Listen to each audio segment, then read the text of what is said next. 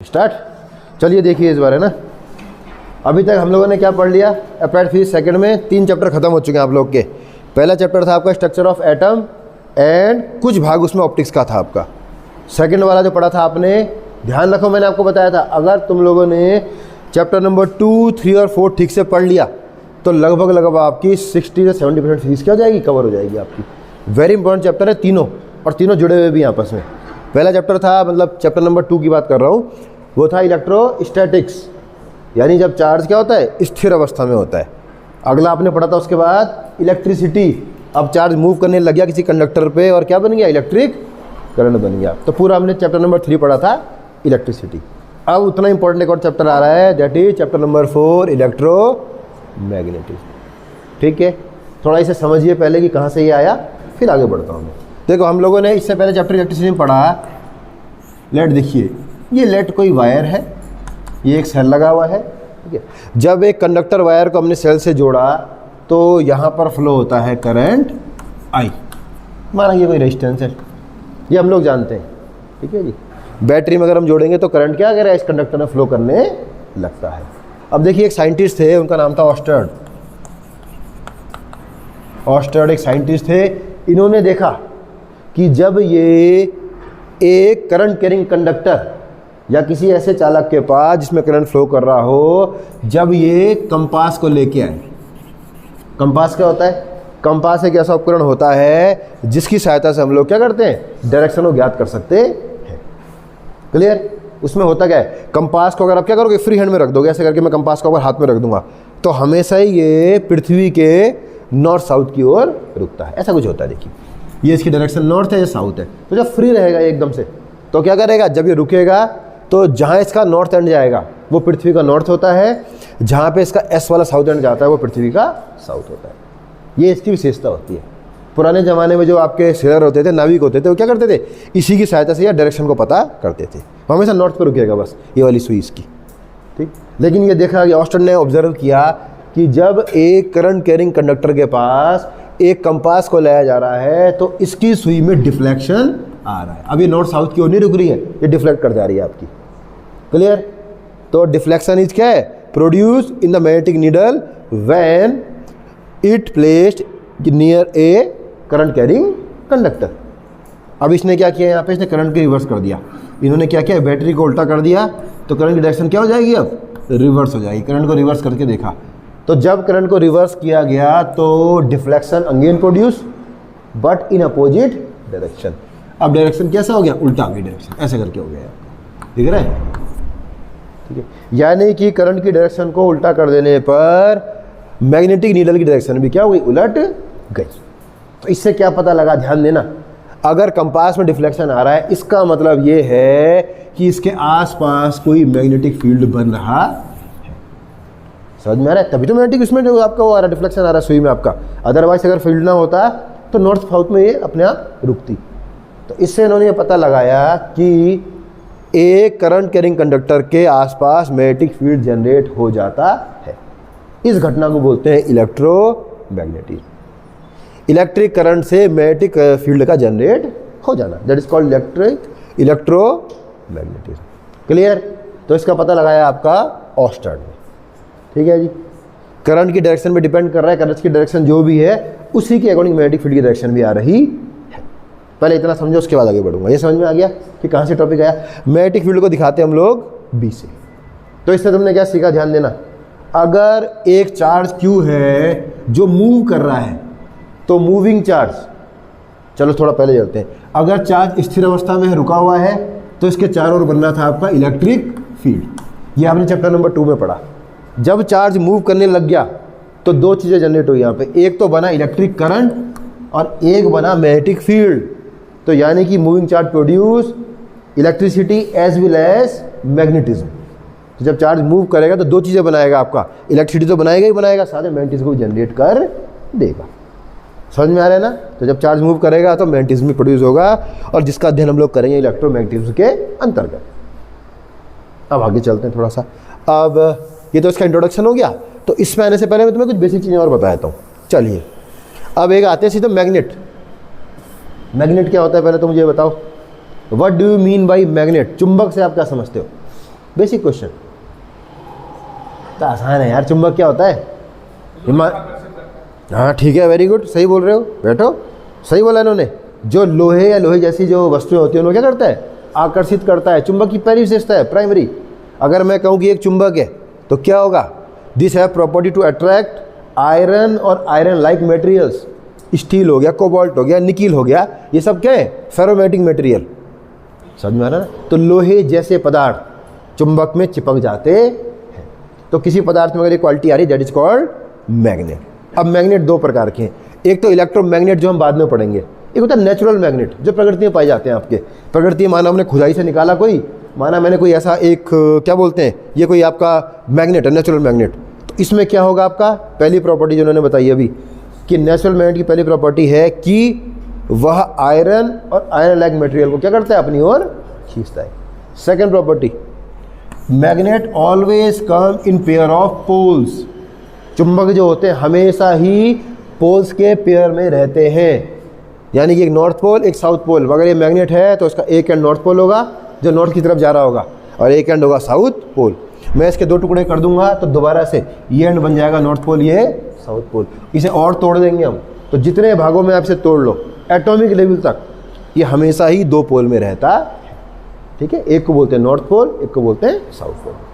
तो magnet always क्या है? Exist in the pair of poles. Clear? तीसरी प्रॉपर्टी देख लो, मैग्नेट की एक और प्रॉपर्टी है, अगर मैं किसी मैग्नेट को लटका दूंगा, माना मैंने एक मैग्नेट को, क्या ये मैग्नेट है, इसको मैंने एक रस्सी से बांध दिया, फ्री हैंड कर दिया, लटका दिया, तो हमेशा क्या करता है? अर्थ के नॉर्थ पोल की ओर जो इसका साइड जाता है वो इसका नॉर्थ है, और इसका साउथ है, इसका हमेशा अर्थ के साउथ की ओर जाता है। तो फ्रीली सस्पेंडेड मैग्नेट ऑलवेज क्या आएगा? इंडिकेट्स क्या आ जाएगा? इन नॉर्थ साउथ डायरेक्शन। ठीक है, नॉर्थ वाला नॉर्थ में जाएगा, साउथ वाला साउथ। इसका रीजन ये है कि अर्थ के अंदर भी क्या होता है? मैग्नेटिक फील्ड, अर्थ का अपना एक मैग्नेटिक फील्ड होता है। ठीक है, आगे बढ़ूँ, चलो अगली चीज़ देखो। अब समझिए, माना मैंने कोई मैग्नेट लिया, दीज मैग्नेट NS, ठीक है जी। इस मैग्नेट के चारों ओर का वह एरिया जिस पर कि कोई और मैग्नेट या तो मैग्नेटिक फील्ड का अनुभव करे या मैग्नेटिक फोर्स का अनुभव करे, या आयरन और आयरन लाइक मटेरियल क्या करें? इसकी ओर खींचे चले आए, एक रेंज होगी उसकी। इस फील्ड को बोलते हैं मैग्नेटिक फील्ड।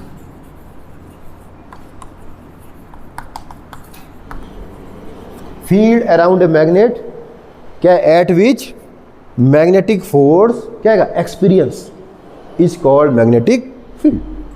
क्लियर? और एक चीज़ और ध्यान रखना, अपोजिट ऑलवेज अट्रैक्ट, यानी कि अगर इसके बगल में मैं किसी दूसरे चुंबक का साउथ पोल लेके जाऊंगा तो ये क्या करेगा? इसे चिपका लेगा, अट्रैक्ट करेगा। और यदि मैं इसके बगल में सेम पोल लेके आऊँगा, साउथ पोल यहाँ पे लेके आऊँगा, तो इसे क्या करेगा? रिपेल करेगा। ये आप लोग है ना, ये ध्यान रखना। अगर सेम पोल होंगे तो क्या करेंगे? दूसरे को अपोजिट फोर्स लगेगा उनमें, और अगर ये अपोजिट एंड्स होंगे तो ये अट्रैक्ट करेंगे। क्लियर? आगे बढ़ो। मैग्नेटिक फील्ड समझ गए? ठीक है, मैग्नेट के चारों ओर का वह फील्ड जिसमें कि मैग्नेटिक फोर्स को अनुभव कर सकते हैं। आगे बढ़ूँ, अब फिर से वही चीज़ आएगी, दोबारा ध्यान देना। इलेक्ट्रिक फील्ड से जोड़ के देखना इसे। जैसे electric field electric line of force से मिलके बना था, वैसे ही magnetic field magnetic line of force से मिलके बनता है। अब समझिए, ये फील्ड किससे बनेगा? मैग्नेटिक लाइन ऑफ फोर्स से। अब समझो, देखिए होता क्या।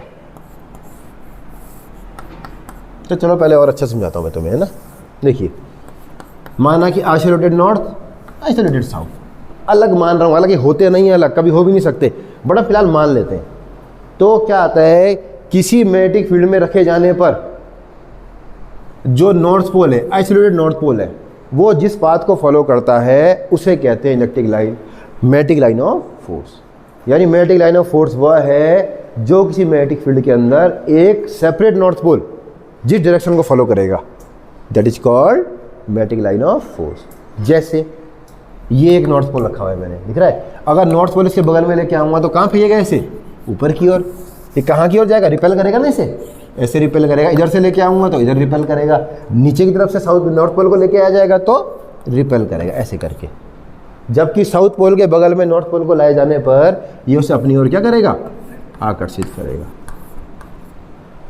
तो this is magnetic line of force. ठीक है, the path trace by north isolated north pole in magnetic field. Is called magnetic line of force. पहले तो इसे चाहो तो बना सकते हो, फिर मैं आगे बता रहा हूँ। ठीक है, तो नॉर्थ पोल इसे बाहर की ओर धक्का देगा और साउथ पोल इसे अपनी ओर खींचेगा। ठीक है, इसे बना लीजिए, फिर मिटा रहा हूँ, फिर प्रॉपर्टीज में आएंगे, हम ढंग से पढ़ेंगे इसे अभी।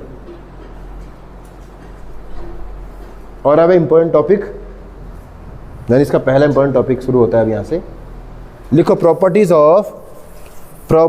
Of magnetic line of force.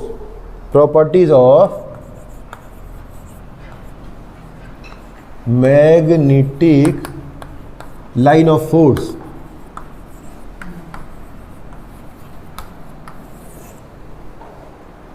देखो जी, मैंने ये कोई मैग्नेट लिया, इसकी मैग्नेटिक लाइन ऑफ फोर्स ध्यान देना ऐसे नॉर्थ की ओर से निकलती है, यूं घूम के फिर साउथ से आती है। ठीक है जी, यहाँ से भी निकली, ऐसे करे घूम के साउथ में आएगी। अब समझिए, थोड़ा सा अंतर है यहाँ पे। Magnetic line of force magnet के बाहर नॉर्थ पोल से जाके साउथ पोल से वापस आती है, बट इनसाइड द मैग्नेट इसकी डायरेक्शन होती है फ्रॉम साउथ टू नॉर्थ। ये आपको ध्यान रखना की फैक्टर बिल्कुल। ठीक है जी, यानी कि ये दूसरी लाइन आई, नॉर्थ से निकली और साउथ से इंटर कर गई वापस, लेकिन मैग्नेट के अंदर भी चल रही है अभी साउथ से नॉर्थ की ओर। इस लाइन को जरूर आप ध्यान रखिए। तो इसकी प्रॉपर्टी नंबर 1 जो आ जाएगी। अब मैं कंपेयर करता रहूँगा इसे बार बार इलेक्ट्रिक लाइन ऑफ फोर्स के साथ कि उनमें क्या डिफरेंस था, ताकि तुम्हें कन्फ्यूजन ना हो। वो शुरू होती थी पॉजिटिव से और ख़त्म होती थी नेगेटिव पर।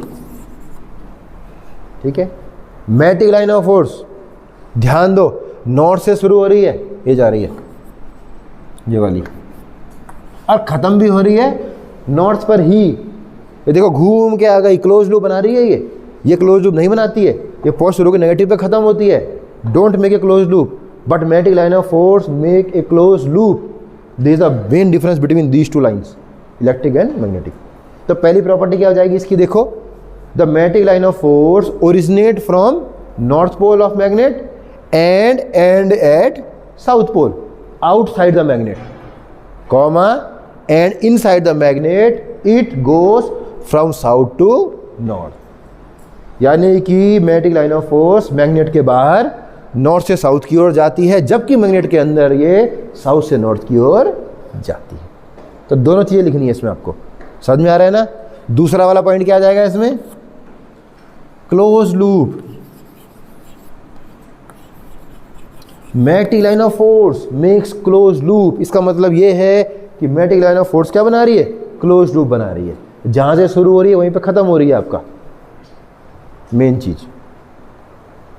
ठीक, तीसरी चीज क्या आ जाएगी, अगर मैं किसी मैग्नेटिक लाइन ऑफ फोर्स पे, जैसे ये जा रही है आपकी, टेंजेंट खींचूं यहाँ पे, तो ये टेंजेंट जो है वह दिखाएगी उस पॉइंट पे मैग्नेटिक फील्ड की direction. If you draw tangent at any point at magnetic line of force, this gives the direction of magnetic field at that point. जैसे कि यहाँ पे मैंने खींची पी पे यहाँ डायरेक्शन है, यहाँ पे खींचूंगा तो ये डायरेक्शन मैग्नेटिक फील्ड आएगा, है ना। ये तीसरा पॉइंट हो गया आपका डायरेक्शन। चौथा पॉइंट क्या हो जाएगा, magnetic line of force never intersect with each other. ये कभी भी आपस में काटती नहीं है, क्योंकि अगर आपस में काटेंगी तो एक ही लाइन में क्या हो जाएंगे, दो मैग्नेटिक फील्ड हो जाएंगे, एक डायरेक्शन ये हो जाएगी, एक ये हो जाएगी, जो कि प्रैक्टिकली पॉसिबल नहीं है। ठीक है, ये सारी चीज़ें आपने इलेक्ट्रिक लाइन ऑफ फोर्स में पढ़ी हैं, सिर्फ क्लोज लूप वाले को छोड़ के, है ना। ये आ गया कि डज नॉट। फिर चौथा क्या आ जाएगा इसमें, मतलब पांचवा पॉइंट क्या आ जाएगा, relative closeness. Relative closeness of magnetic line of force gives intensity of magnetic field. जितनी पास पास होंगी उतनी इंटेंसिटी क्या होगी, ज़्यादा होगी। यहाँ पे देखो, अगर मैं इतना ही एरिया यहाँ पे ले लूँ तो यहाँ पे दो मैग्नेटिक लाइन ऑफ फोर्स जा रही है, और यहाँ पे अगर मैं इतना ही एरिया ले लूँ तो यहाँ पे मैग्नेटिक लाइन ऑफ फोर्स क्या है, पास पास है। यानी कि पोल्स की बात करूँ तो पोल्स में मैग्नेटिक लाइन ऑफ फोर्स क्या होती है, क्लोज होती है। इसलिए पोल्स के पास मैग्नेटिक फील्ड ऑफ जो होता है वो इंटेंस होता है ज़्यादा। ठीक है, तो relative closeness gives the intensity of magnetic field. Clear. और एक आखिरी पॉइंट समझ लो, अगर आपको ध्यान होगा, सुपर कंडक्टर पढ़ाया था मैंने आपको जब, तो मैंने बताया था कि सुपर कंडक्टर को अगर मैं मैग्नेटिक लाइन ऑफ फोर्स के बीच रख दूंगा, एक ये सुपर कंडक्टर है मानो, ठीक है जी, तो इससे होकर मैग्नेटिक फील्ड की वैल्यू कितनी होती है, 0। अगर ध्यान हो, माइसनर इफेक्ट बोलते हैं इसे हम लोग, समझना जरा, यानी कि magnetic line of force does not pass through a super conductor. Magnetic line of force super conductor से होकर पास नहीं कर पाती। अगर इसके बीच में सुपर कंडक्टर रख दिया मैंने एक, मैंने इसे नॉर्थ पोल बना दिया, इस एंड को, इस दीवार को बना दिया साउथ पोल, तो इसके बीच में स्टेब्लिश हो जाएगा मैग्नेटिक फील्ड। अगर मैं एक बड़ा सा मैंने क्या किया, एक सुपर कंडक्टर लेके आ गया, तो उसके अंदर मैग्नेटिक फील्ड की वैल्यू क्या होगी? 0। उससे होकर magnetic line of force pass नहीं कर सकती। तो these are the property of magnetic line of force. कभी कभी पूछ लेता है, दोनों पूछ सकता है, इलेक्ट्रिक लाइन ऑफ फोर्स भी पूछ सकता है और मैग्नेटिक लाइन ऑफ फोर्स भी पूछ सकता है। डिफरेंस मैंने बता दिया आपको, पहला और दूसरा पॉइंट जो मेन डिफरेंस है दोनों के बीच। ठीक, आगे चलो। अब समझिए एक चीज, इससे क्या हो सकता है और जो क्लोज लूप है इसका कहाँ फर्क पड़ेगा।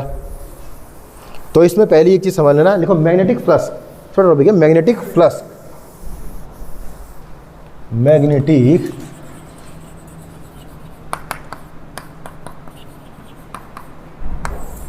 आपकी वजह से 5B ले लो। मैग्नेटिक फ्लक्स, देखिए magnetic flux is equal to magnetic line of force pass through area perpendicularly.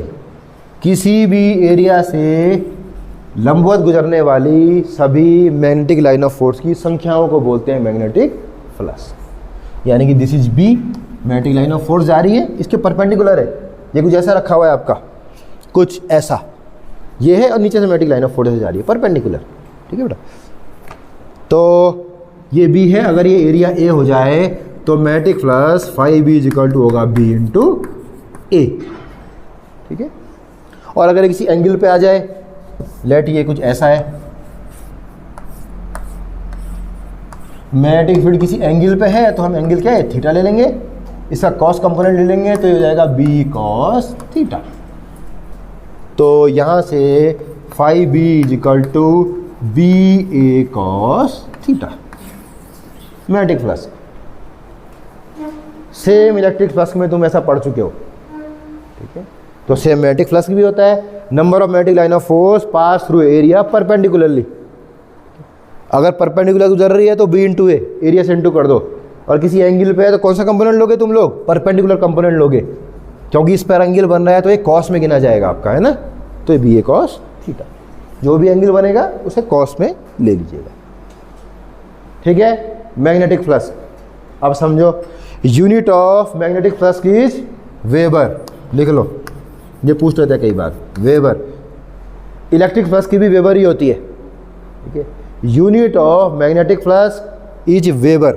इससे पहले इलेक्ट्रिक फ्लक्स पढ़ा, सेम यूनिट। कभी कभी एक नंबर पे यूनिट पूछ लेता है आपसे। फ्लक्स की यूनिट होती है वेबर। ठीक है, WBR, ये क्लियर। अब एक चीज समझना यहाँ पे, ये हो गया। तुमने गाउस लॉ पढ़ा था इससे पहले। गाउस लॉ जो होता है मैग्नेटिक फ्लक्स के लिए वैलिड नहीं होता। रीजन देखिए उसका, गाउस लॉ फॉर मैग्नेटिज्म। देखो, गाउस लॉ तो मैं ये कह रहा था, इलेक्ट्रिक में आता हूं पहले से, है ना। क्या बोलता है? Total flux pass through any surface is 1/0 times of the charge enclose by the surface.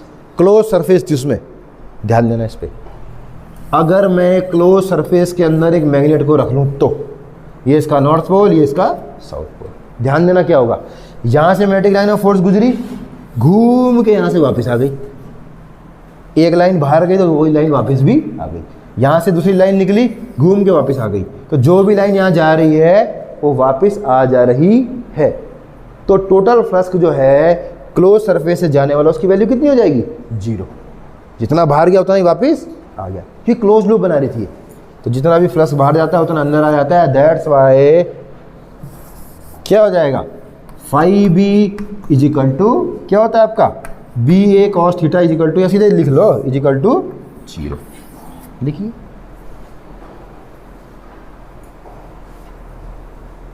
ठीक है। या इसे क्या लिख सकते हैं? Close integral of B dot ds बराबर 0। मैग्नेटिक फील्ड कितना है? B। बी से दिखाते हैं ऐसे, और एरिया मैंने मान लिया ds, इंटीग्रेशन लगा दो, है ना। तो गाउस लॉ इसके लिए वैलिड नहीं होता है क्योंकि मैग्नेटिक फ्लक्स की वैल्यू कितनी होती है, 0 होती है।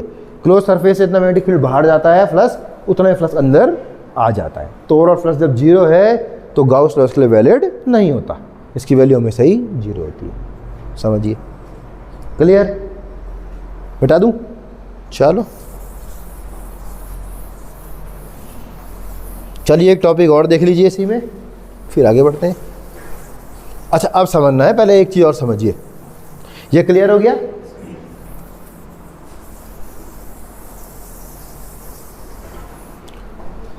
इलेक्ट्रोमैग्नेटिज्म में आने से पहले, अभी तो मैग्नेट में जा रहा हूँ, इलेक्ट्रोमैग्नेटिज्म में तो मैं वापस आया ही नहीं हूँ अभी, है ना। तो पहले इसी को देख लेते हैं। चलो पहले इलेक्ट्रोमैग्नेटिज्म को देख लो, उसके बाद ही आता हूँ फिर दूसरे टॉपिक पे, ठीक है। इलेक्ट्रोमैग्नेटिज्म में अंतर क्या है, आप ध्यान देना, ठीक है। अगर मैं नेचुरल मैग्नेट लूँगा, एक माना कि मैंने कोई नेचुरल मैग्नेट लिया, माना कोई नेचुरल मैग्नेट है, मैंने एक उसका क्या होगा, ओर निकाला, एस को निकाला, उसे रिफाइन करके क्या बना दिया, मैग्नेट बना दिया, ठीक है। तो समस्या क्या आती है हमें, क्यों हमें इलेक्ट्रोमैग्नेट चाहिए ना कि नेचुरल मैग्नेट। एक तो मैग्नेटिज्म का फिक्स होता है आपका, पहली बात, ठीक है। टेस्ला से हम लोग उसे दिखाते हैं, माना इसकी वैल्यू है 4 टेस्ला। आपको कहीं पे ऐसा चाहिए कि आपको इसकी वैल्यू को चेंज करना है, 4 टेस्ला चाहिए, फिर 5 चाहिए, कभी 3 चाहिए, वो करना इसमें क्या होता है, मुश्किल। इसका मैग्नेटिज्म क्या होता है, फिक्स होता है। दूसरी बात, नेचुरल मैग्नेट का मैग्नेटिज्म क्या होता है, इसकी वैल्यू जो होती है, इसका मैग्नेटिज्म जो है बी, ये क्या होता है, बहुत कम होता है, बहुत कम वैल्यू होती है इसकी। नेचुरल मैग्नेट का मैग्नेटिज्म काफ़ी कम होता है। आप लोग जब बड़ी बड़ी मशीनों में मैग्नेट को यूज़ करते हो तो आपको बहुत ज़्यादा मात्रा में चाहिए होता है मैग्नेटिज्म, बड़ा चुंबक चाहिए, बिल्कुल इतना कि कोई ट्रेन को भी रोक दे, इस लेवल का, तो वो इससे पॉसिबल नहीं होता। तो फिर इसका साइज और शेप क्या होता है, कोई भी साइज और शेप हो सकता है। कोई ओड शेप है, माना कि आपको मैग्नेटिज्म बढ़ाना है और इतना बड़ा चुंबक लेना पड़ गया, तो क्या है, साइज और शेप क्या है उसका, कंपेरेटिवली क्या होता है, काफ़ी बड़ा होता है या फिर प्रोपोर्शनल नहीं होता है। तो इन कारणों से हम लोग अब स्विच करते हैं इलेक्ट्रोमैग्नेटिज्म। इलेक्ट्रोमैग्नेटिज्म में क्या होता है, देखिए इसका एक, पहले मैं आपको एक वो बताता हूँ टॉपिक, फिर समझाऊंगा, ठीक है। तो एक रूल लिखिए, बायो-सावर्ट लॉ।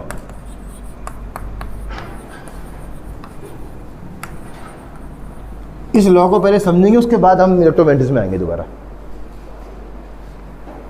ठीक है। समझो, बायो-सावर्ट का लॉ, देखिए ऑस्टेड के लॉ ने आपको ये बताया, अगर एक तार में करंट फ्लो कर रहा है तो चारों ओर क्या बन जाएगा, मैग्नेटिक फील्ड, ठीक है। अब वो कितना मैग्नेटिक फील्ड होगा, उसकी वैल्यू क्या होगी, ये आपको बताया गया बायो-सावर्ट लॉ से।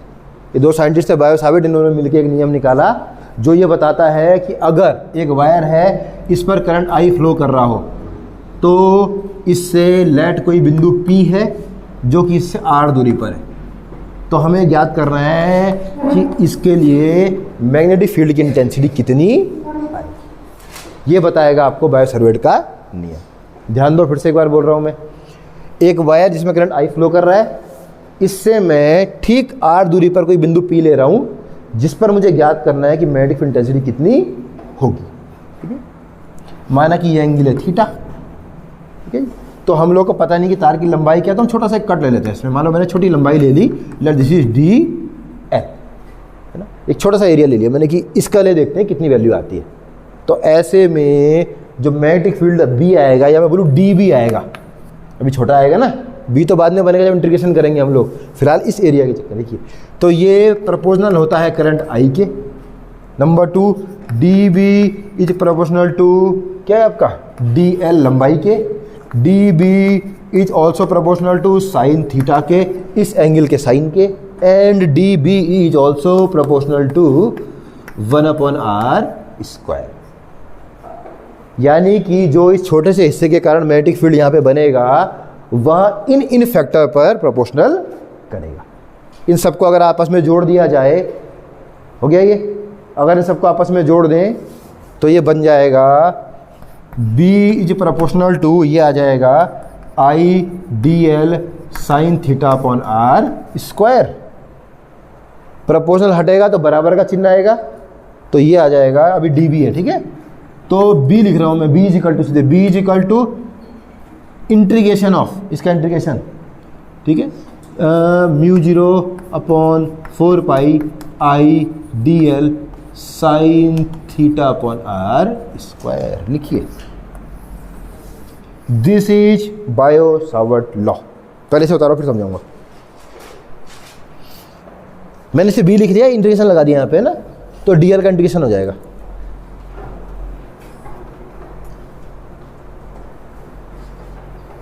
ठीक है, पहले लिख लो फिर समझाता हूँ। इसे पहले एक बार उतार लीजिए, फिर हम समझा देंगे कि क्या इसमें है। इसे मैं मिटाने जा रहा हूँ, यहीं पे समझाऊंगा।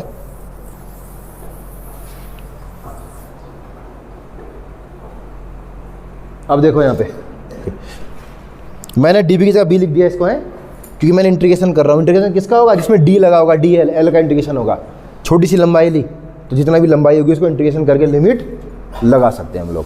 तो ध्यान दीजिएगा, तो ये तो मैं ये कह रहा है कि एक करंट कैरिंग कंडक्टर जिसमें करंट आई फ्लो कर रहा हो, उसके कारण मैग्नेटिक फील्ड बी की वैल्यू इन पॉइंट पर निर्भर करती है। ठीक है, अब ध्यान दो, म्यू जीरो जो है इसमें ये नई चीज दिख रही होगी।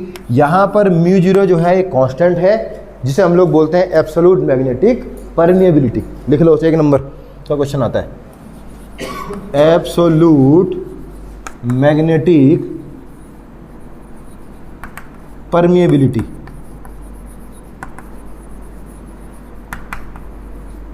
निर्वात की चुंबकशीलता, तो म्यू जीरो कांस्टेंट है तो इसका मान होता है 4 पाई इंटू 10 की पावर -7, और मैं इसे मान निकालने जा रहा हूँ। ये हो जाएगा टेस्ला मीटर पर एम्पियर। लिखो, इसे लिखो, इम्पोर्टेंट पूछता है कि what do you mean by mu. पहले उतार लो फिर समझाता हूँ। 4 पाई इंटू 10 की पावर -7, यहीं से निकला है मान। टेस्ला, ये एल से आर कटा, इधर गया फिर मीटर, और आई की एम्पियर। ठीक है बेटा, एब्सोल्यूट मैग्नेटिक परमेबिलिटी, इसका मतलब ये है, अगर मैं सिर्फ एब्सोल्यूट छोड़ो, मैग्नेटिक परमेबिलिटी की बात करूं, पहले म्यू की बात करूं, तो मैग्नेटिक परमेबिलिटी का मतलब कोई भी जो आपका क्या है, धातु या मेटल है, सब्सटेंस मान लीजिए, कोई सब्सटेंस है, वह अपने में से कितनी मैग्नेटिक लाइन ऑफ फोर्स को इंटर करने देता है, परमिट करने देता है। परमिएबिलिटी अपने में से पास करने देता है अपने में से। ठीक है, एब्सोल्यूट का मतलब when we talking about vacuum, अगर मैं वैक्यूम की बात करूं कि वैक्यूम में से होकर कितनी मैग्नेटिक लाइन ऑफ फोर्स पास कर सकती है, तो एब्सोल्यूट का मतलब तो वैक्यूम के लिए है। और अगर ये म्यू होता तो जिस पदार्थ की हम बात कर रहे हैं उसमें से कितनी मैग्नेटिक लाइन ऑफ फोर्स पास कर सकती। ठीक है, अब यहाँ समझो, अब की फैक्ट ये हो गया, अब समझिए। हाँ बेटा, ये क्या है? कांस्टेंट है बेटा, इसे कांस्टेंट कहते हैं। कांस्टेंट देखो होता क्या है, जब भी हम लोग इसको हटाएंगे ना, क्या बोलते हैं, प्रोपोर्शनल चिन्ह हटाते हैं, तो क्या होता है, बराबर का चिन्ह लाना पड़ता है, और साथ में कांस्टेंट। समझो, ये इन सब पे डिपेंड करेगा, पर कितना गुना होगा, म्यू 0/4 पाई गुना होगा। That's it. ठीक है, देखो अभी और समझो इसे। ये हो गया क्लियर? अब समझिए क्यों हम लोग स्विच कर गए इलेक्ट्रोमैग्नेटिज्म में। देखिए, अब यहाँ देखो, यहाँ से देखिए, ये तो आपका कांस्टेंट है। आर की वैल्यू जितना दूर जा रहे हैं उतना मैग्नेटिक फील्ड क्या हो रहा है, कम हो रहा है, मैग्नेटिक फील्ड की वैल्यू कम हो रही है। साइन थीटा और डीएल लंबाई बढ़ाएंगे तो बढ़ जाएगा। मैं सिर्फ ये कहना चाह रहा हूँ कि बी की वैल्यू मेनली डिपेंड कर रही है आई पर।